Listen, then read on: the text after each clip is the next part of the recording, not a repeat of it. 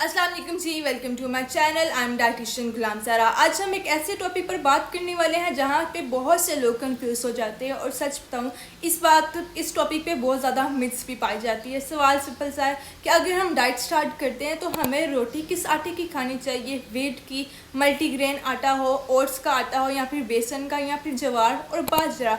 अगर आप भी कभी ग्रोसरी स्टोर पर खड़े होकर सोचते हो कि कौन सा आटा लूँ जिससे आपका वेट लॉस भी हेल्प हो जाए, वेट लॉस कम हो जाए और आपकी सेहत के लिए भी हेल्दी हो, तो आज की वीडियो आपके लिए है। इस वीडियो को आपने एंड तक क्लास में देखना है क्योंकि इस वीडियो को देखने के बाद आपको एग्जैक्ट पता चल जाएगा कि कौन सा आटा एक्चुअली वेट लॉस को सपोर्ट करता है, कौन सा आटा आपकी बॉडी टाइप और लाइफस्टाइल के लिए बेस्ट है। तो वीडियो को एंड तक क्लास में देखिएगा। लोग सोचते हैं कि बस आटा चेंज करने से वेट लॉस हो जाएगा, जबकि रियलिटी ऐसी नहीं है। रियलिटी में आटा अकेले वेट लॉस नहीं करता। आटा सिर्फ एक टूल है जो आपकी डाइट को सपोर्ट करता है या फिर उसको स्लो कर सकता है। अगर आप बेस्ट आटा भी यूज़ करते हो ना, लेकिन हर मिनट में 4 रोटियां खा रहे हो, 3 रोटियां खा रहे हो, तो वेट लॉस कभी भी नहीं होगा। और अगर नॉर्मल आटा आप इस्तेमाल कर रहे हो लेकिन उसमें आप पोर्शन कंट्रोल का ख्याल रख रहे हो तो वेट लॉस हो सकता है। तो सबसे पहले माइंडसेट चेंज करना ज़रूरी है। फूड टाइप से ज़्यादा इंपॉर्टेंट होता है कि आप उसकी कितनी क्वांटिटी ले रहे हो और उसको किस फूड के साथ कंबाइन करके खा रहे हो। सबसे पहले हम कॉमन जो आटा हर घर में इस्तेमाल होता है उसकी बात कर लेते हैं, यानी कि गेहूं का आटा, व्हीट का आटा। अब बहुत से लोग क्या कहते हैं कि कुछ लोग कहते हैं कि व्हीट फ्लोर जो गेहूं का आटा है, गंदम का आटा है, वो नहीं खाना चाहिए, अच्छा नहीं होता है। जबकि कुछ लोग कहते हैं कि जो व्हीट आटा होता है ना वो बेस्ट होता है। लेकिन सच क्या है? होल व्हीट आटा जो होता है ना एक्चुअली एक बैलेंस्ड ऑप्शन है क्योंकि इसमें होता है फाइबर, कॉम्प्लेक्स कार्ब्स, थोड़ा सा प्रोटीन और माइक्रो न्यूट्रिएंट्स। ये स्लो डाइजेस्ट होता है, मतलब ब्लड शुगर जो होता है ना वो स्टेबल रहता है। स्टेबल शुगर का मतलब क्रेविंग्स कम होना, मगर प्रॉब्लम तब होती है जब आटा रिफाइन हो, ब्रांड उसका रिमूव हो गया हो और वो ओवर प्रोसेस्ड हो। इसलिए हर व्हीट आटा सेम नहीं होता। अब 2 लोग सेम रोटी खा रहे होते हैं, जो पर्सन ए होता है ना वो लोकल चक्की का आटा इस्तेमाल करता है और जो पर्सन बी है ना वो अल्ट्रा फाइन पैकेज्ड आटा इस्तेमाल कर रहा होता है। कैलोरीज हो सकती है कि दोनों की सेम हो, लेकिन जो उसमें सैटिस्फैक्टरी लेवल आपको मिलेगा ना वो डिफरेंट हो सकता है। मल्टीग्रेन आटे की बात कर लेते हैं। अब मल्टीग्रेन नाम सुनते ही लोग सोचते हैं हेल्दी होगा, डाइट फ्रेंडली होगा और वेट लॉस भी इससे होगा,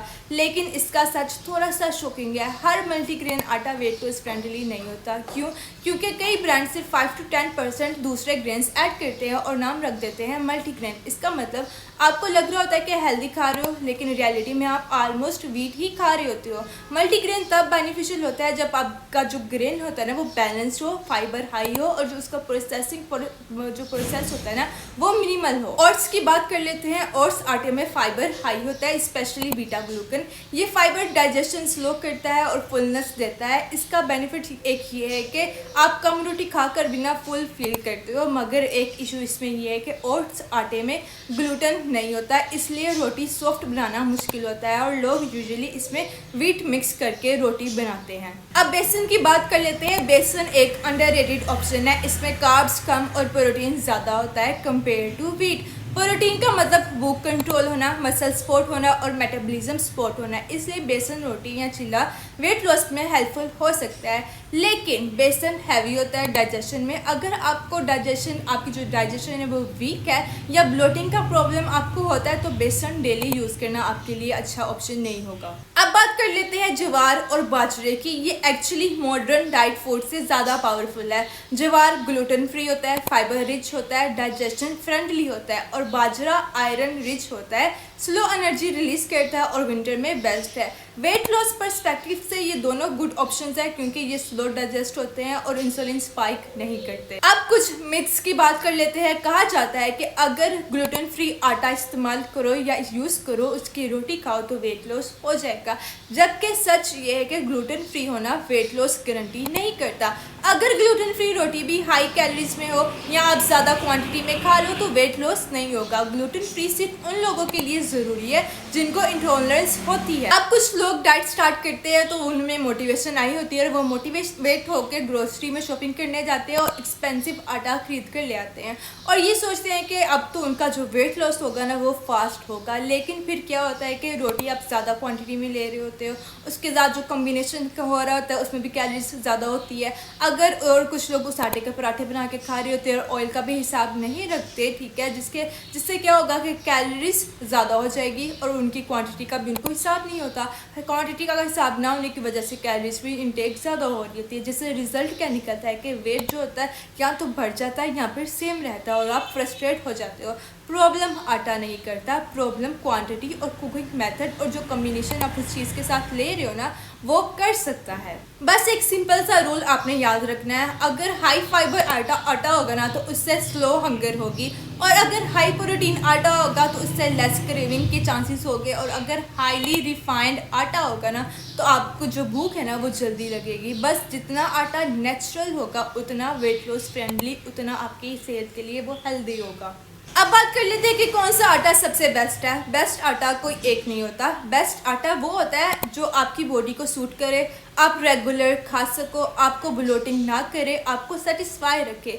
वेट लॉस में सस्टेनेबिलिटी सबसे इम्पोर्टेंट फैक्टर होता है। यहाँ पर मैं आपको एक सिंपल सा सजेशन ये दूंगी कि अगर आप चाहते हो कि आप वेट ना खाओ, कोई कॉम्बिनेशन या फिर कुछ और मिक्स करके आप आटा खाना चाहते हो तो आप सिंगल फ्लोर इस्तेमाल मत करो, इसके बजाय आप मिक्स फ्लोर स्ट्रैटेजी यूज़ कर सकते हो। यानी कि आप कोई से दो कम से कम आटा मिक्स करके इस्तेमाल कर सकते हो, कॉम्बिनेशन बनाकर उसका यूज़ कर सकते हो। मिसाल के तौर पर आप व्हीट के साथ ज्वार का आटा ले सकते हैं, उसको मिक्स करके आप खा सकते हैं, रोटी बनाकर खा सकते हैं, या फिर व्हीट के साथ आप बेसन मिक्स करके इस्तेमाल कर सकते हैं, या फिर आप व्हीट के साथ ओट्स मिक्स करके इस्तेमाल कर सकते हैं। इससे टेक्सचर भी अच्छा मिलेगा आपको, न्यूट्रिशन भी आपकी बैलेंस मिलेगा आपको और आपकी जो स्टैटी लेवल भी होगा ना वो भी स्ट्रॉन्ग रहेगा, आपको भूख ज़्यादा जल्दी नहीं लगेगी। अब कुछ मिस्टेक्स की बात कर लेते हैं जो बहुत से लोग जब डाइट स्टार्ट करते हैं तो करते रहते हैं।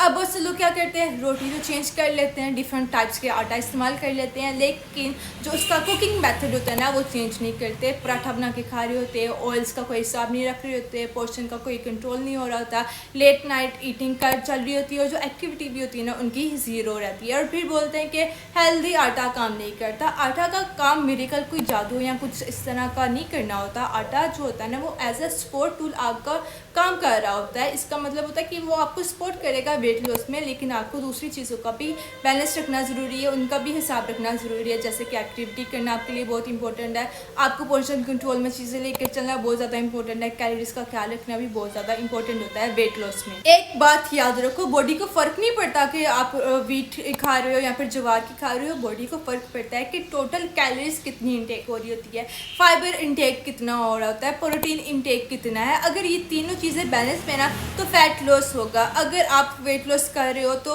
रोटी की टाइप सेकंड प्रायोरिटी होगी और जो फर्स्ट प्रायोरिटी होगी वो ये कि आप कितनी क्वांटिटी में रोटी ले रहे हो, ठीक है। अब मुझे आपने सच बताना है कि आप रोज़ कौन से आटे की रोटी इस्तेमाल करते हो, व्हीट खाते हो, मल्टीग्रेन खाते हो या फिर कोई भी आटा मिक्स करके इस्तेमाल करते हो।